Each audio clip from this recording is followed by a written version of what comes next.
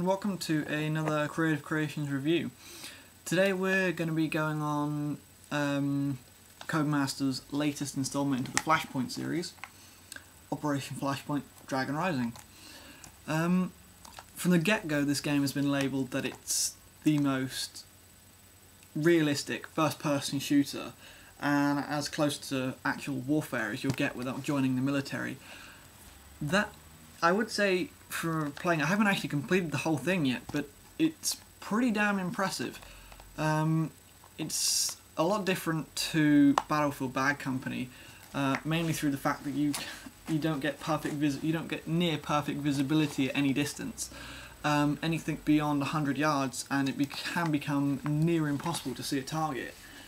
Some of the really good things about this game as well is the whole game is set on a small island called Skera, and the battlefield area is approximately 220 square kilometers of land for you to just run around and explore and shoot the hell out of whatever moves, pretty much.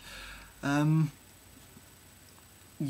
whole thing, you play through different squads of a US military force, which has been set the task of eliminating the enemy within the island and seizing control. It's pretty much all about the latest conflict in what I call the oil war, which I'm sure a lot of you have seen on the news. I mean, the majority of what goes on these days is all about oil prices and all that sort of stuff, so that's no stranger to anyone. The only downside to this game, well, the major downside I would say to this game, is the AI. I honestly believe that the AI is about as much use as a chocolate fire guard. You can tell them to lay down suppressive fire, but if they're not within a certain range, they won't move into range, they will just sit there and do nothing. You tell them to move to you, they don't sort of move quickly, they decide to take their own time. If you ever plan on completing the whole thing all the way through, I honestly suggest you find 3 friends to do it with, because without that it can become very difficult and quite frustrating at times.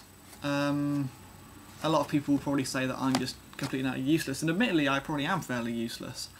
But even on the normal mode, I've had a help from my friend Stumpy McNolegs in just trying to get through some of the levels, because the CPU doesn't help whatsoever.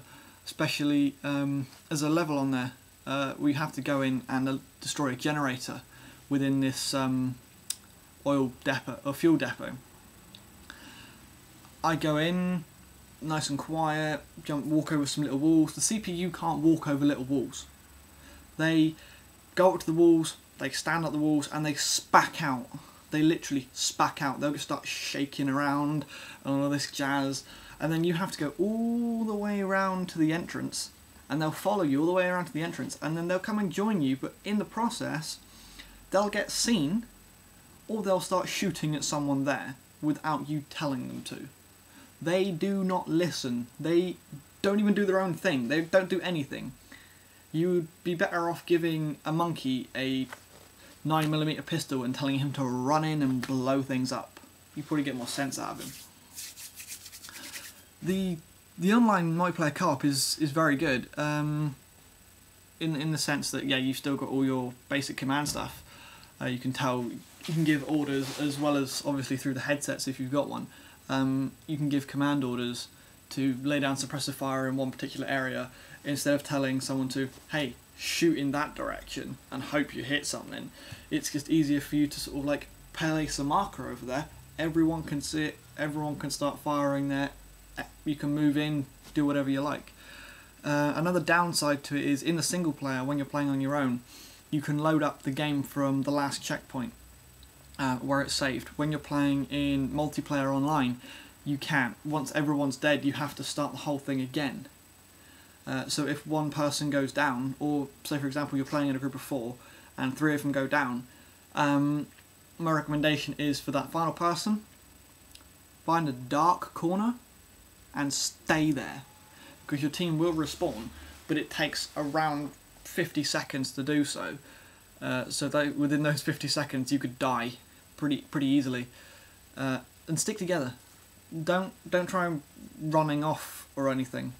Moving on to the subject of the graphics of the game, there's still a lot that could be done with it. But given the amount of freedom that you have during the game, you shouldn't really complain about the overall graphics. I'm not sure too well whether you can see here. I will be checking some screenshots in. But on the back of the case, the graphics you see there, that's pretty much what it is. It's not too bad.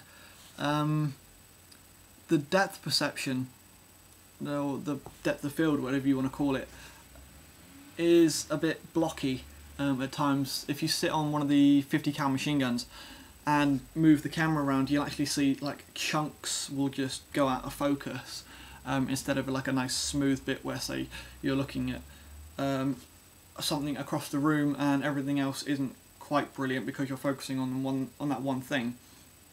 This here, it sort of, you've got like a bush, then road, and if you focus on the bush, then the road and everything else will just pretty much disappear. But yeah, that's the only downside to graphics.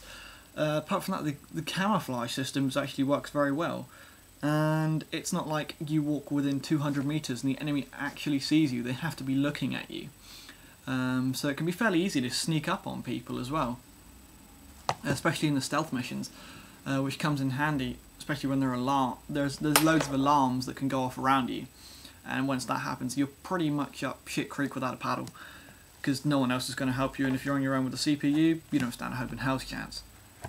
Apart from that, I can't really think of much more to say about the game. I think retail price at the minute is still about 40 quid. That, I know it is a Flashpoint game, and a lot of people they like the original Flashpoint games. This one at present, I wouldn't really say it's worth £40, or whatever it is in US dollars. If you are going to get it, I recommend waiting a little bit.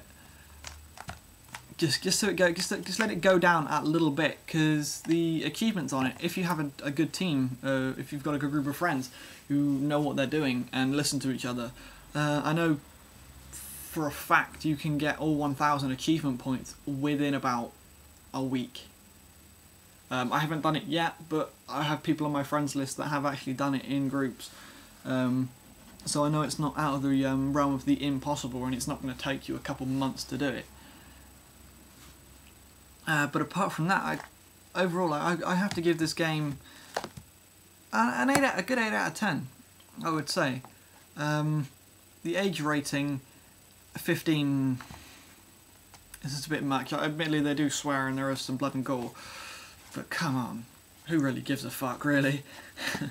At the end of the day.